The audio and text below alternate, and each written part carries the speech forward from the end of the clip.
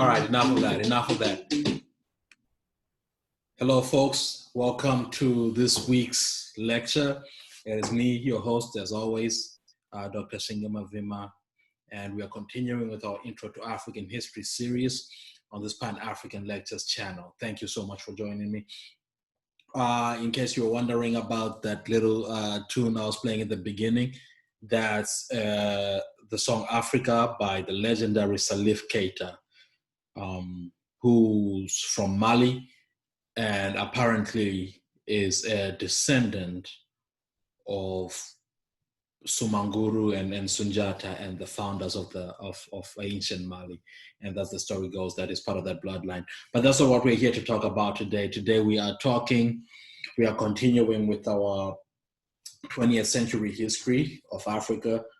Last week we spoke about, we were talking about Africa and the Second World War, and we spoke at length about some of the impacts, lasting impacts of the Second World War on the continent. And these included,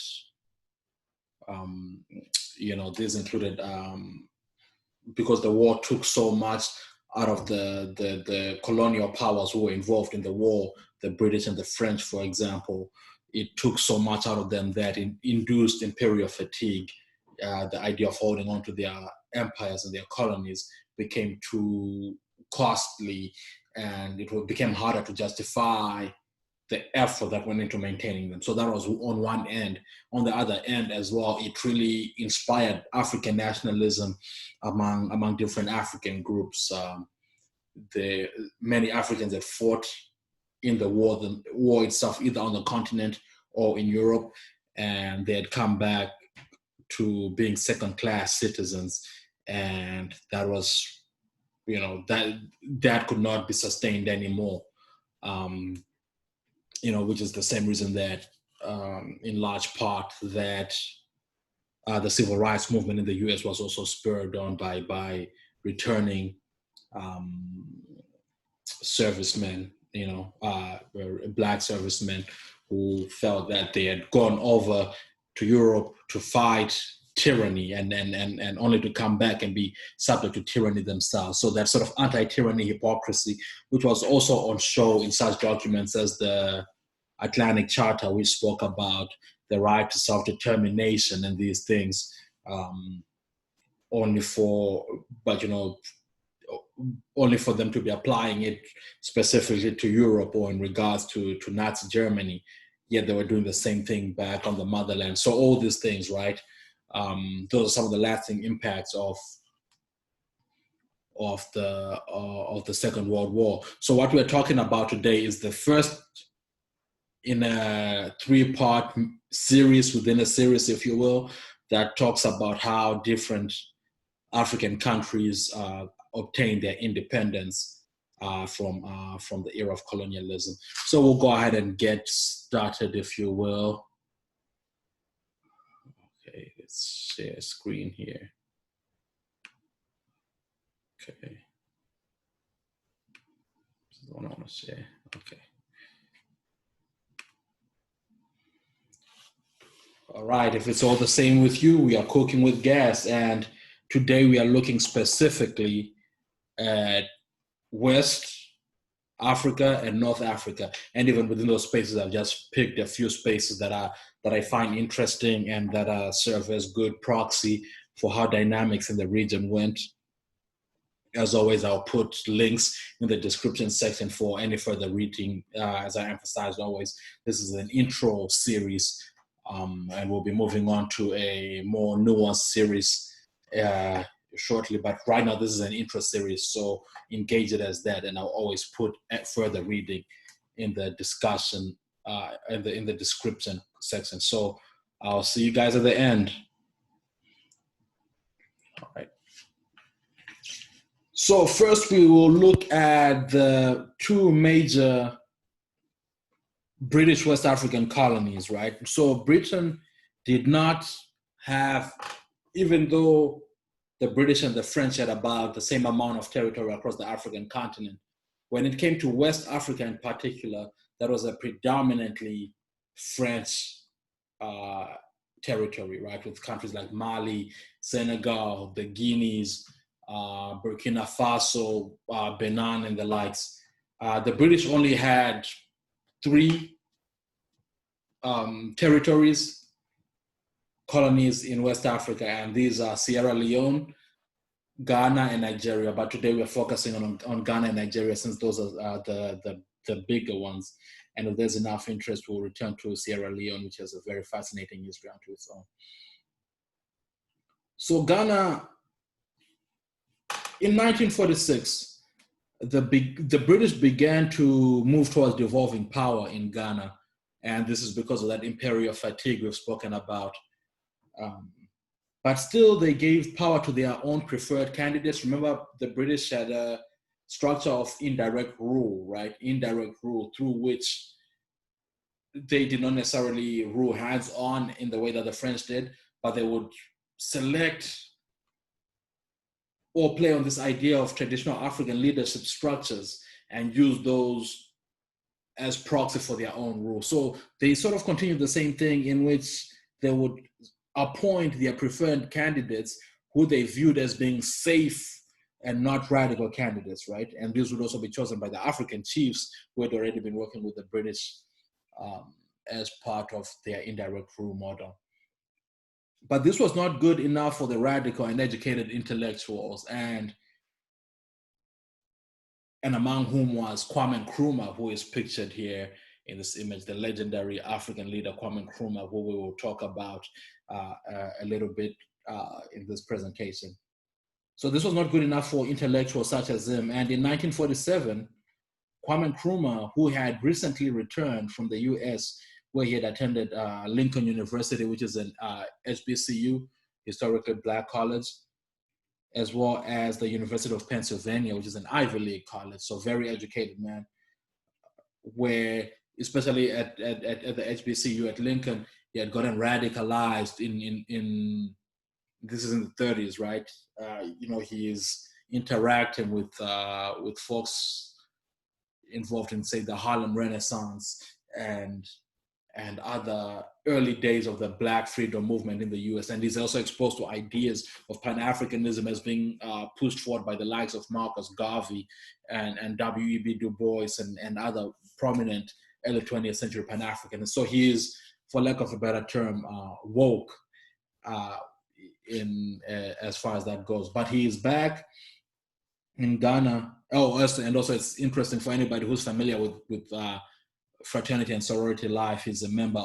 While he was at Lincoln University, he joined Phi Beta Sigma, which is a historically Black fraternity, one of the big ones. So in any case, so while he's back in Ghana, he gets together with other African elites from Accra, who doctors, lawyers, the likes, and founded the United Gold Coast Convention, known as UGCC.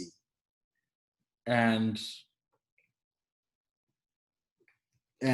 its main drive was to push for more elected African officials as opposed to appointed ones. So they were arguing that, first of all, these new appointed leaders, the numbers are still pretty low. And secondly, we have no agency in them. They're still just proxy for British interest. We would like to vote for our own, even as we go through this transitional period. This is not independence, by the way. They're still a British colony, but just with purported agency, quote unquote. So this is what they're pushing for more agency. Okay. And of course, the British are not with it. They're holding on to what little power they have. Remember, this is about the time that they've lost the British Raj with India and Pakistan. So they're holding on to what little control they have in the spaces.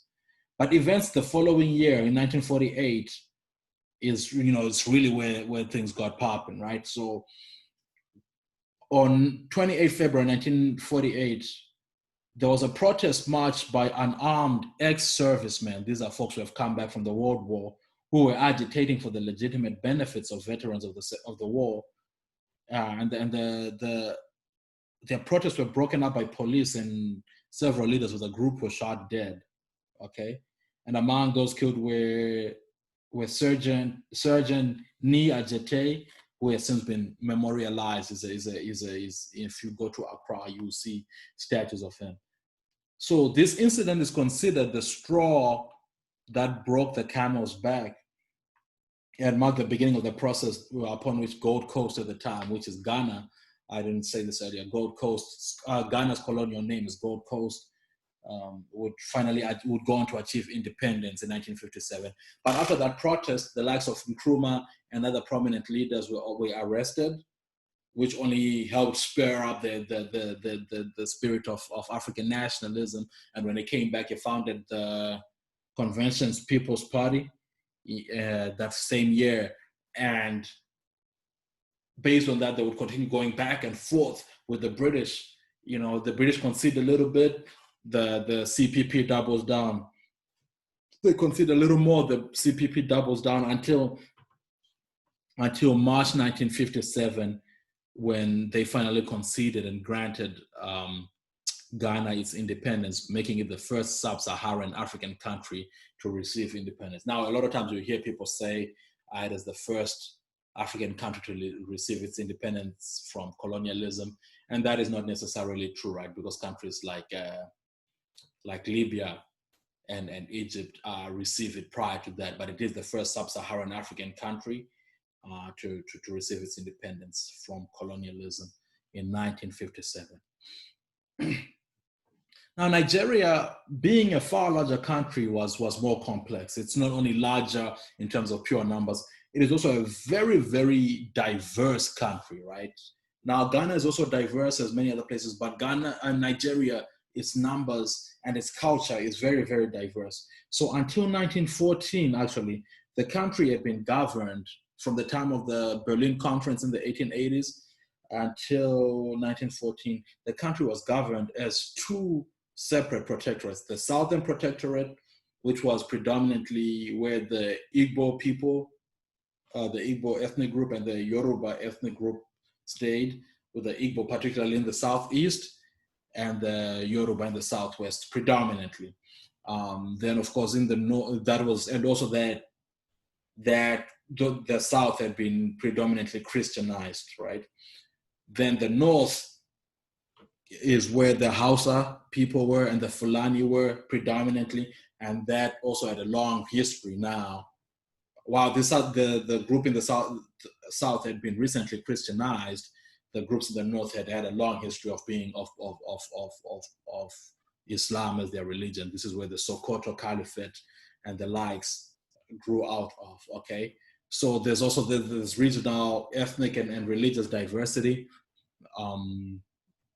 And as well, this is also important to state that when the British colonized Nigeria, and especially in 1914 when they amalgamated the two, part of the reason was the South is very resource rich, but the British amalgamated them in such a way that the Northerners had more authority of this new country, which in a way that would mean the Northerners were more amicable to the British already. So it was done in a way to suppress any resistance from the South, from the resource-rich South, and to allow the British to be able to siphon the resources of southern Nigeria and Nigeria as a whole more efficiently for their behalf. So in any case, I will also put a video that I really like from a channel that I've been watching a lot, known as New Africa, in the description section. You will enjoy this one. And it talks about how all this provided a catalyst for what would be the Nigerian Civil War, which would come a mere 7 years after its independence from colonialism. But, I digress. So because of these different regional and ethnic challenges, Nigeria faced a tougher time to independence than Ghana, where in 1944 in Nigeria, Nnamdi Azikiwe, along with other elites, formed the National Council of Nigeria and the Cameroons, NCNC, which he tried to make a national organization, even though the base was predominantly Igbo, including Azikiwe himself. Who Azikiwe himself had also studied at Lincoln University, the same university that Nkrumah had attended. I'm not sure if they were there at the same time, though I wouldn't be surprised, because he also pledged Phi Beta Sigma. He joined that fraternity as well. But there was that organization. Other regional groups were also founded, which included the Yoruba Action Group and the Northern People's Congress, which was predominantly Hausa and Fulani. So these schisms led to the delay in independence, which eventually came in October 1960, where Northern Abubakar Tafawa Balewa became the prime minister. And the fact that the prime minister is Northern would play a significant role going forward in the schisms. And, we may talk about it on this channel, but I think the New Africa video I'm going to post in the description section does a great job of that. I've watched it a couple of times. And I'm not being paid to plug them, but I just thought this was interesting. So that's a little bit about independence in British West Africa. When I spoke about Nkrumah earlier, I referred to him as this Pan-African icon. And it's very important that we understand what Pan-Africanism is. It's one of my favorite topics. So once I'm done with this series of videos, I will do a specialized one. This one won't be necessarily in the intro series, but it will be a prominent video on the channel that will talk about the history of Pan-Africanism from the top. But Pan-Africanism simply, in a very minimalist way, just means this idea of promoting the unity of African people. And depending on how it's translated, some people talk about it in a sentimental way that, we're brothers and sisters, and this just on that level. But when Kwame Nkrumah was talking about it, he was talking about if we can bring all African countries into a mode whereby, essentially a federation, which would be called something amounting to the United States of Africa. So that was his dream. So upon Ghana's independence, remember the first independence in sub-Saharan Africa, Nkrumah had made the statement that is still iconic to this day: our independence is meaningless unless it is linked up with the total liberation of Africa. Very powerful words, given that 80+% of the continent right now is still under the thumb of colonialism when these comments are made. But Kwame Nkrumah wasn't one to just talk the talk, right? He walked it. So that's in 1957. The moment that Guinea becomes independent, and we'll talk about Guinea's independence shortly as well. But the moment that Guinea becomes independent under the leadership of Sekou Touré, they joined together and formed what is called the Union of African States, right? The Union of African States. And the following year, they are joined by, not the following year, in 1961, Mali joins them as well. So this became known as this Ghana-Guinea-Mali Union, okay? Ghana-Guinea-Mali Union, which was supposed to serve as the nucleus for the United States of Africa. The United States of Africa. And the way the Nkrumah and the other leaders envisioned it is, as more countries got independent, they would join them, until essentially Africa was this one large amalgamation of a nation. And the reason for that, which I will spend more time on in the other video I've been talking about, but the reason for that was really to help Africa, really from colonialism, have a foothold in global politics where the countries were not tiny and individual, where they can be bullied or held to neo-colonial standards or anything like that. If they were to come together, pool their resources, that would give them a larger voice when talking with the West, when talking with China, when talking with the US and these other spaces. So that was the idea behind the attempts at this idea of the United States of Africa, right? So, but the idea here is this was not an easy sell for a couple of reasons. Two main reasons come to mind immediately. The first one was folks had fought hard for their independence, right?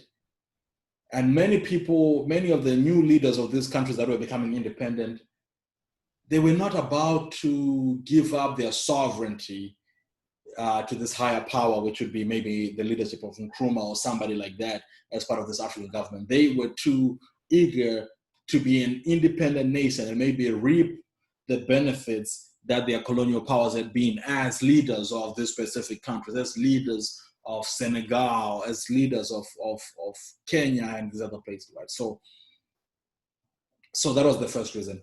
The second reason, which I would touch on, is because, particularly with the French colonies, the French made it very attractive for them to not join some union with other African countries, but to receive some sort of sovereignty, autonomy, while staying tied to the larger French empire, if you will, what they called Greater France. So that was another thing that came up. So what that led to was the development of two groups, right? There was a more radical group of African countries, African leaders at least, that was eager to pursue this idea of unity, of a united political and economic institution that was Africa, much in similar way to what the EU has operated as for the past decade or two, or even more united than that, an actual federation, right?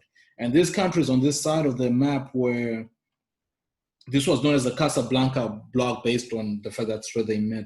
So it was a short-lived informal association of African states, and it was composed of 7 states, which included Algeria, Egypt, Ghana, right, Tanzania, Libya, Mali, and Morocco. So Ghana, Guinea, Mali of the UAS, as well as Algeria, Egypt, Tanzania, Libya, and Morocco. So a lot of northern African countries as well. So that was the more radical group. The other group, which met in Monrovia, Monrovia being in Liberia, of course, where the president at the time, Tubman, was pretty vehement in opposition to this, and so was Nnamdi Azikiwe, who we spoke about earlier, the leader of Nigeria, who is the informal leader of Nigeria, who is on record for saying that folks were not willing to give up their sovereignty without at least tasting the fruits of independence, right? So this is the other group here. It's a much larger group, of course, the Monrovia group, with the likes of Nigeria, Sierra Leone, Liberia. Then, if you can see, the rest of these countries here, with the exception of Ethiopia, Somalia, maybe, are Francophone countries, and a large part of that was because of the Greater France vision that I described earlier. So what ultimately happened, these schisms happened in 1961, and the recently independent Africa looks like it's gonna implode, right? Who steps up? Haile Selassie, the Ethiopian leader we spoke about last week, steps up and helps facilitate this conversation. And in 1963, in Addis Ababa, the capital city of Ethiopia, the two groups got together and negotiated. It sort of met halfway. I wouldn't say halfway. It looked a lot more like the Monrovia group, what the Monrovia group wanted, which was not anti-Pan-Africanism per se, but they believed that, everybody should work on themselves and see what we can bring to the table, as opposed to like a top-down approach where we are all united, then we work on our separate things from this unit. They wanted to start off as independent countries and see what we can bring to the table and unite that way. So that's essentially what the Organization of African Unity became, the Organization of African Unity, which eventually, and among its goals were to defend sovereignty, territorial integrity, and independence of African states, as well as several other things, right? So, and also to finish off the job of decolonizing the continent. Remember, in 1963, a lot of countries were still colonized, the likes of Kenya, the likes of Zambia, the likes of, once we're talking about Zimbabwe and a lot of the Southern African countries. So this is what it was there for. Then in 2002, it changed its name from the Organization of African Unity to the African Union. And this is the flag of the African Union here. And I'll spend more time talking about that shift when I do the Pan-African video in a couple of weeks. So we've spoken about British West Africa. What about French West Africa? Now, French West Africa was interesting because the French leaders, right? They are similar. Because of the what can I say? Because of France's principle of direct rule, French leaders, in particular, were French African elites were very francophone. They were. Remember, we spoke a couple of weeks ago, and I spoke about what they call the Evolué, where African people could evolve, quote unquote, as they became more, quote unquote, civilized to be more French-like. So the likes of the leaders were these folks who included the likes of, pictured here, over here we have Leopold Senghor, and over here we have Humphrey of Senegal, then here we have Humphrey Bogny of Cote d'Ivoire. So they followed a slightly different path to independence. The French were determined to dictate the pace of reform and to keep their African colonies as part of a greater France, right? They wanted to have a thing, what they call Greater France. And these guys, the assimilated nationalists, would accept this in principle, even though they wanted to be treated equally. So their hope had been they could continue as sort of provinces of France in Africa, right? In fact, they suggested two federations in Africa, one of them which would be the French West Africa, and the other one which would be the French Equatorial Africa. So these two territories on the continent that would still be part of a greater France. That's what their goal was. So the idea of independence was not necessarily to become sovereign altogether.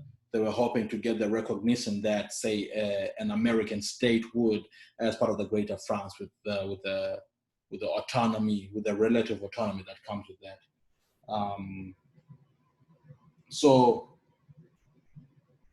But in any case, they were looking to be allocated 50% of the seats based on the population, because that's how much population of the French Empire they would occupy, but the French were only willing to give them 2.5%. So they were not willing to concede anything at all, right? So as time passed, right, and the French African nationalists are holding on to this hope, but as time passed, France continued to come under pressure from the Algerian War of Independence, which we will talk about as well shortly, which began in 1954. So the French start to concede a little more in terms of sovereignty, and giving them a little more representation in the French parliament. But in all this, the French still retained control of African military and foreign affairs and economic development. Okay, and eventually, right, in 1958, under the leadership of Charles de Gaulle in France, they saw how much this was costing, that Algeria had cost so much, and the drawing out of this debate was proving to be detrimental. So what they did was Charles de Gaulle gave the African countries an ultimatum: would you vote we or no? Are you staying with us or are you out? Are you in or are you out, right? So we was to maintain the links with France, or no, to break all links with France and become completely independent. So now you are shook, right? You've gotten this ultimatum, and all the French countries, all the Francophone countries in Africa voted we. They voted to maintain these links with France, except for one, which was Guinea, which is why Guinea became the first country to join Kwame Nkrumah's United African States with the Ghana Guinea. This is under the leadership of Sékou Touré. And immediately, France responded by attempting to cripple their territory, right, as to prove that to the other countries that they needed France. which is not new, by the way. If you see the way that Haiti had been treated after the slave rebellions in the end of the 18th century, you will see that this is true to form with the way the French in particular and the colonialists in general treated what they consider to be rebelling African countries or black countries or enslaved communities, right? All French civil servants, all French civil service personnel, economic aid and equipment were withdrawn from Guinea, even down to removing government files and filing cabinets and ripping out office telephones. Guineans serving in the French army were promptly dismissed without their pensions and returned to the streets of Conakry, and which continued to upset people, right? And this is where Ghana became clutch, because Ghana provided a shoulder to lean on since they were doing okay, so they were able to sustain them a little bit. And another entity that came in to support them was the Soviet Union. In any case, even though the other countries had voted to maintain links with France, they soon pressed for their own independence. Now, this is not to say they cut off all ties with France. It was a little more amicable, so in an attempt to ensure continuing French economic ties with Africa, de Gaulle agreed to their demands. And in 1960, what became known as the Year of Africa, 13 African territories became independent, right? So the 13 African countries, the Senegals, the Mali, and these other guys became independent. And once you add countries like Nigeria, who got their independence that year as well, you can see why it was called the Year of Africa. Now, it was called the Year of Africa, but Southern Africa and a lot of the Southern African countries do not get their independence until 10, 20 years later. So we'll be talking about that in the third part of this mini-series. But all this would also explain, some of you would have heard the whispers about the French colonies paying what equates to a colonial tax to France to this day. A lot of that stems from these negotiations to retain colonial ties with France at the end of the colonial era. And I'll put a link in the description as well to some of those conversations. Algeria is what we had been talking about earlier. Now, in Algeria, the French were determined to hold on. They were not willing to grant independence, right? And why is this? Well, this is because it was France's prime settler colony, and there were as many as 2 million French settlers in the country by the end of the Second World War. 2 million French people lived in Algeria. So it's not as easy as uprooting and upping and getting out of there, right? In the way that you can do in an administrative colony like the others, where you may have a couple hundred people, or maybe 1,000 people staying, and you can up and leave. This is a whole, 2 million people is the size of, there are many countries in the world that have a population like that. Off the top of my head, I would imagine that a country like Namibia, the population of Namibia cannot be too much more than that. Don't cite me on that though, but I know, there's countries with populations that are around 2 million, the island nations for sure. But in any case, New Zealand even let me not get bogged down with that. But in any case, so the French were not going to let go. They refused to let you go on the basis of, what are they going to do with these 2 million French people who live there, right? However, there was a growing sense of Muslim nationalism, Algerian Muslim nationalism, right? Remember that the French are predominantly a Christian country, at least as far as ideals go. But the Algerians there's Muslim nationalism. So not only are they oppressed as Algerians, they also feel that their sovereignty as a Muslim nation is being treaded upon, right? So in 1945, the colonial police opened fire on a peaceful Muslim protest in Insatif, which is a town in Algeria. And thereafter, more than 8,000 Muslims were killed, as well as a few dozen Europeans were killed in that confrontation as well. So from there on, the French started to try to appease them, but it was too late, right? This idea of nationalism was on the come up. And in 1954, the Front de Libération Nationale, or FLN, was founded in 1954, and it continued to grow, it continued to grow, it continued to grow. And in 1955, they had an uprising in Constantine where they killed 70 Europeans.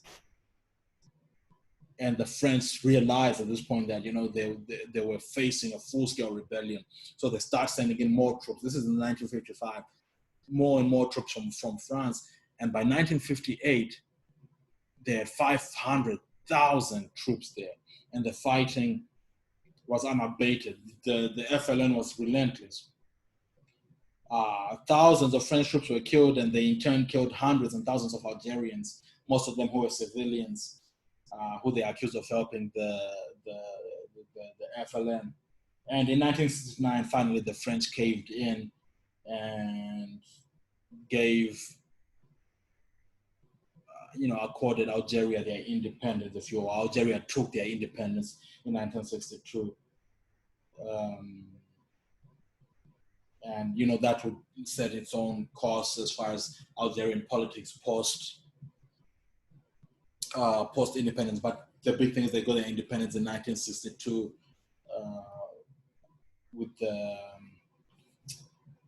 due to the militancy of the FLN. And in all this, the numbers that are usually said, between 1 million and 1.5 people died in this conflict, making it the bloodiest anti-colonial effort ever, right? At least on the African continent.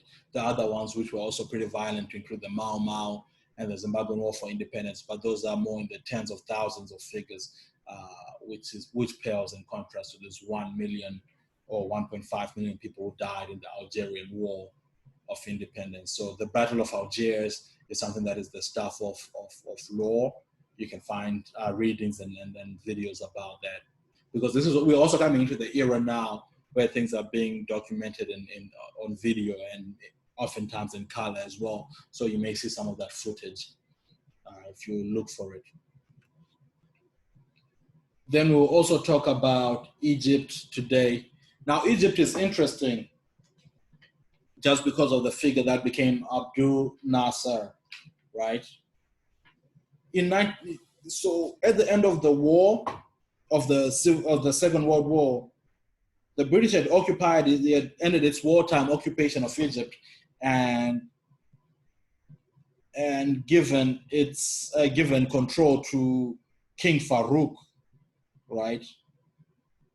To King Farouk, who had been amicable he is an old-timey leader from the old Ottoman Empire who was in charge of the place, and he proved to be very, very unpopular and autocratic. So by 1952, he was overthrown in a military coup, at which point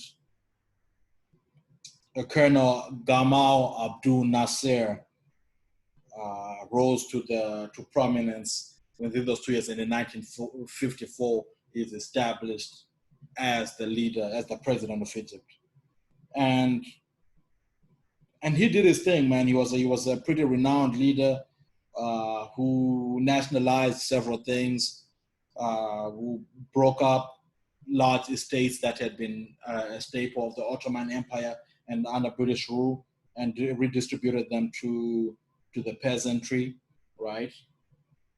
In 1956, this is what led to a pretty prominent moment in 1950s world or geopolitical history.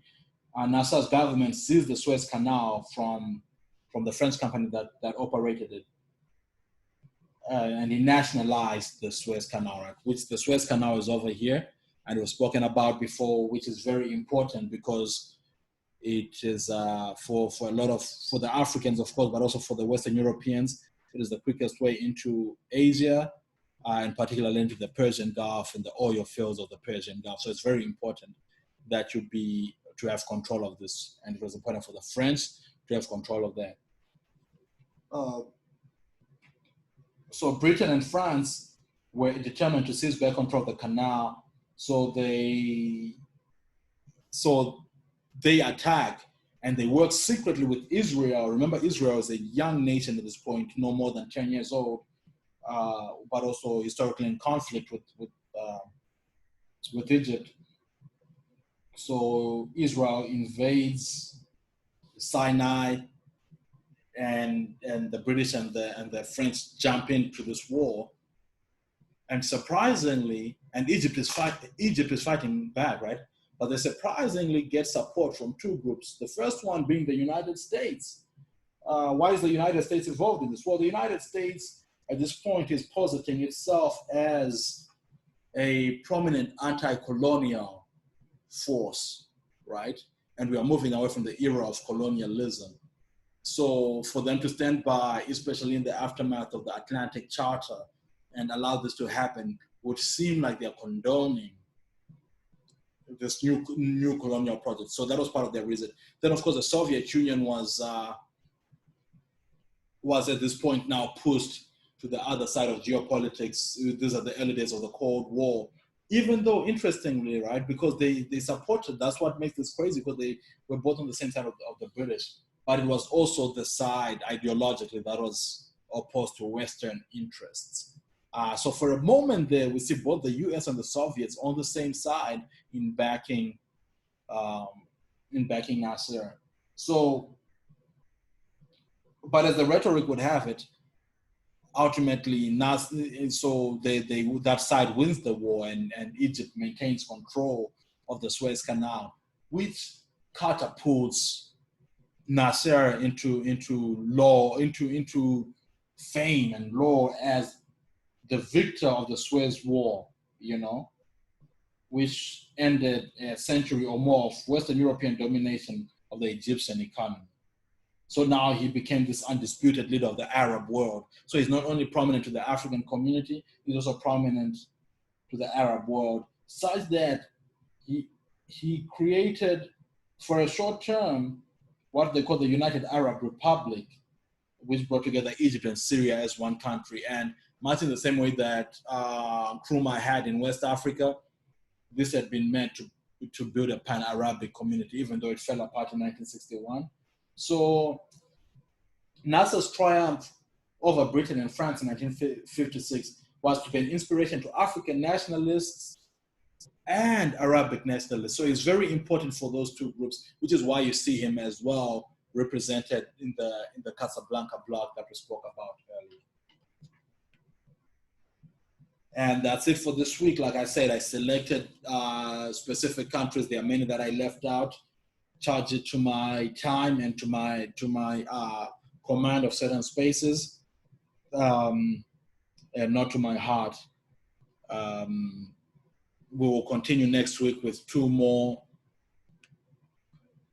We'll continue possibly later this week, definitely next week, when I'll do the second part of this series, which will focus on East Africa and Central Africa. Then the third one, which will focus on Southern Africa, which tends to be my specialization. But in any case, so what are our big takeaways? What was the first sub-Saharan African country to obtain independence in 1957? And we spoke about the leader who was a Pan-Africanist, right? So what is his name? In what critical ways was the French path to independence different from the British, right? And a lot of it stems from their very mode of colonialism. And which one country responded to de Gaulle's ultimatum? Which one country said they wanted to make like a banana and split from the French, from the project of Greater France? Why is 1960 regarded as the year of Africa? What was happening across Africa that 1960 is regarded as the year of Africa? Why was France determined to hold on to Algeria in a way that they were not doing in the other countries? What was the death toll, or what is the reported death toll of the Algerian War, right?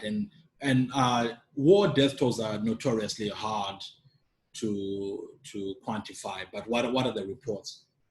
Why is the Suez Canal especially important? And this is just not important just for African history, it's important for European history, for Asian history, Middle Eastern history. So just keep that in mind as you look at this one. Then also, who's the Egyptian leader behind the United Arab Republic? This is the guy we just spoke about who is regarded as the vanquisher of the British and the French in the Suez War, and is revered both as a leader in the Pan-Arab movement and the Pan-African movement. So some takeaways for you today. Thank you for joining me. I will look forward to seeing you next, in the next video. And if you haven't liked or if you haven't subscribed to this channel yet, please do so. Tell somebody to tell somebody to tell somebody. All right, yo. Let's sing it out.